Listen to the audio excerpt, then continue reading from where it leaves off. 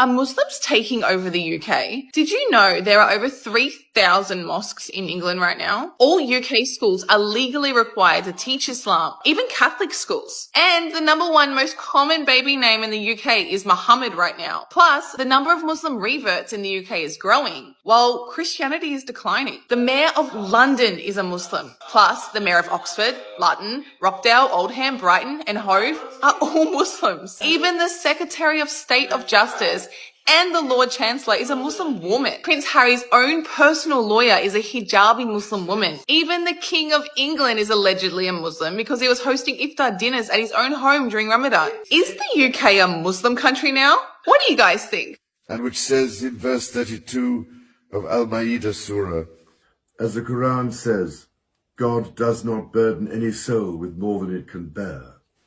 If I may just quote the Quran, have you considered if your water were to disappear into the earth, who then could bring you gushing water? Belakangan ini, masyarakat Inggris dihebohkan oleh kabar mengejutkan yang mengaitkan Raja Charles III dengan Islam. Isu tersebut mencuat setelah berlangsungnya acara buka puasa bersama di Kastil Windsor. Sebuah istana kerajaan Inggris yang selama lebih dari 1000 tahun tidak pernah digunakan untuk kegiatan apapun yang berkaitan dengan umat Islam. Namun, pada bulan Ramadan tahun ini, untuk pertama kalinya dalam sejarah Kastil Windsor yang dikenal sebagai tempat sakral kerajaan Inggris digunakan untuk acara buka puasa bersama. Lebih mengejutkan lagi, lantunan suara adzan berkumandang di dalam kastil tersebut menciptakan suasana yang mengundang perhatian besar dari publik Inggris. For the first time ever, the King allowed hundreds of Muslims to break their fast in a royal residence. Windsor Castle hosted more than 350 people. Over 350 people calmly took their seats to become a part of history.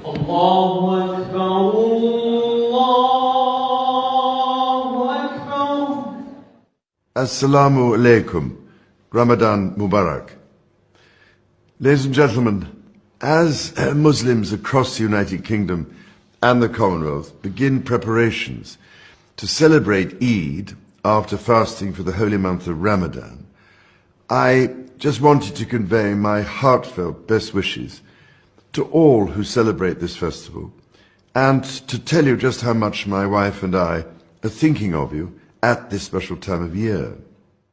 As Muslims across the United Kingdom and the Commonwealth observe the beginning of the holiest of months in the Islamic calendar, the month of Ramadan, I just wanted to convey my heartfelt best wishes to you all and to tell you just how much my wife and I are thinking of you at this special time of year. Assalamu alaikum. Hayakum maratan ukhra fi al-Mamlaka al-Muthida baladkum al-Thani.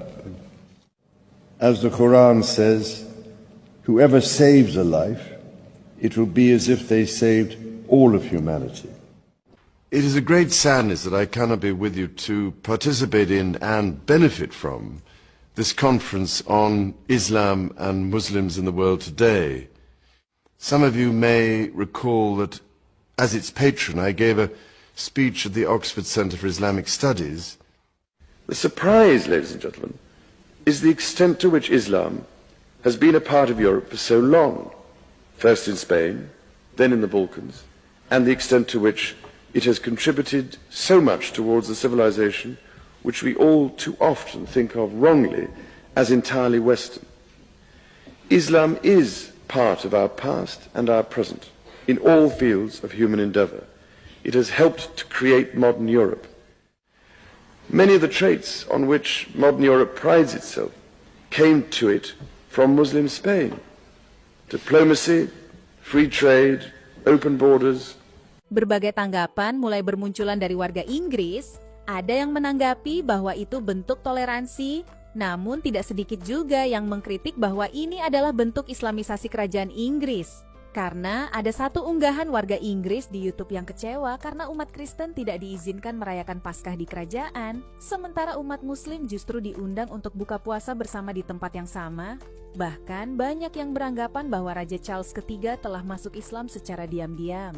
Terlebih lagi dalam berbagai pidatonya selalu mengutip ayat Al-Quran, Hingga Raja Inggris juga diketahui belajar bahasa Arab dengan ulama Inggris yaitu Sheikh Abdul Hakim Murad demi memahami Al-Quran. King Charles and his obsession with Islam. It's very offensive for both Jews and Christians to have this put together. It's as if there's no distinction between Jesus the Saviour and Muhammad the Warlord. That was just a taste of all of the right-wing flag-humping types that normally praise and love their reigning monarch and the monarchy. However, on this occasion, they're attacking the monarchy. Now, why is that? It's simple. The king, King Charles III, keeps plugging Islam into all of his occasional speeches and letters, and he seems to be prioritizing Islam over, I don't know, Christianity. Now, the king is supposed to be head of the Christian church in England, and it's quite clear, and it has been well established for quite some time, that King Charles, even before he was king, has some kind of love for Islam. He always talks about Islam, how great it is, and keeps quoting from the Quran, trying to recite Arabic, all that type of stuff. Assalamu alaikum. Ramadan Mubarak. Look, it's quite clear that King Charles loves Islam. He clearly finds Islam better than Christianity. That's why he's obsessed with it, I dare say. But the fact of the matter is, can you really blame him? I mean, he's reached the conclusion that so many others have, like myself and so many other converts in England, that Islam is just the truth and Christianity is a defeated force, it's a dead force that isn't really fit for purpose anymore. So you can't really blame him for that. But second of all, I have to admit, I do kind of find some common ground with all of this right-wing outrage for once. It is a little unfair, isn't it, that the king, who may have already taken his shahada, is kind of misleading the public, who still look to him as some kind of Christian figurehead.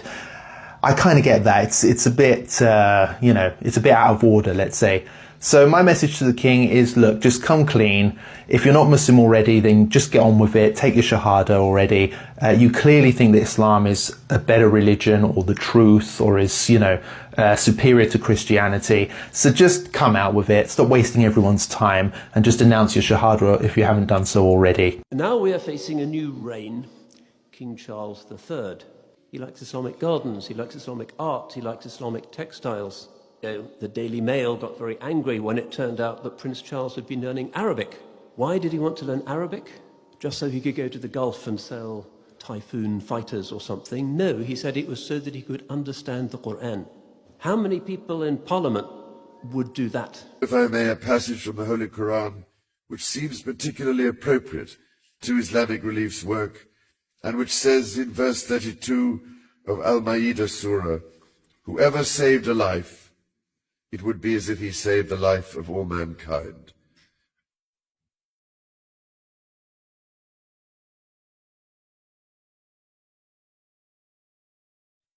Thank you, ladies and gentlemen, for saving and transforming so many lives over the past 25 years. And may there be many blessings, inshallah, on your work during the next quarter of a century. My understanding of Islam is that it warns that to deny the reality of our inner being leads to an inner darkness which can quickly extend outwards into the world of nature. If we ignore the calling of the soul, then we destroy nature. To understand this, we have to remember that we are nature, not inanimate objects like stones. We reflect the universal patterns of nature. And in this way, we are not a part that can somehow disengage itself and take a purely objective view. Now, from what I know of the Quran, again and again, it describes the natural world as the handiwork of a unitary benevolent power. It very explicitly describes nature as possessing an intelligibility, and that there is no separation between man and nature, precisely because there is no separation between the natural world and God. It offers a completely integrated view of the universe, where religion and science, mind and matter, are all part of one living conscious whole. We are, therefore, finite beings contained by an infinitude, and each of us is a microcosm of the whole. This suggests to me that nature is a knowing partner, never a mindless slave to humanity, and we are her tenants, God's guests for all too short a time. If I may just quote the Quran, have you considered, if your water were to disappear into the earth, who then could bring you gushing water? This is the divine hospitality that offers us our provisions and our dwelling places, our clothing, tools and transport. The earth is robust and prolific, but also delicate, subtle, complex and diverse, and so our mark must always be gentle, or the water will disappear. Peace be upon you all. Ramadan Mubarak. As Muslims across the United Kingdom and the Commonwealth observe the beginning of the holiest of months in the Islamic calendar, the month of Ramadan, I just wanted to convey my heartfelt best wishes to you all and to tell you just how much my wife and I are thinking of you at this special time of year. This would have been a joyous time. Mosques would be filling with life, Muslim families would be coming together to share food and prayers, and many of them would be inviting their neighbours and friends of all faiths and none to join them. My wife and I can only offer you all our kindest and most special wishes and stress just how greatly the contribution of Muslims to the life of the United Kingdom is appreciated and valued, embodying the Ramadan spirit of charity and selflessness. As the Quran says, God does not burden any soul with more than it can bear. We hope that you have a blessed and fulfilling Ramadan. Peace be upon you all. Ramadan Mubarak.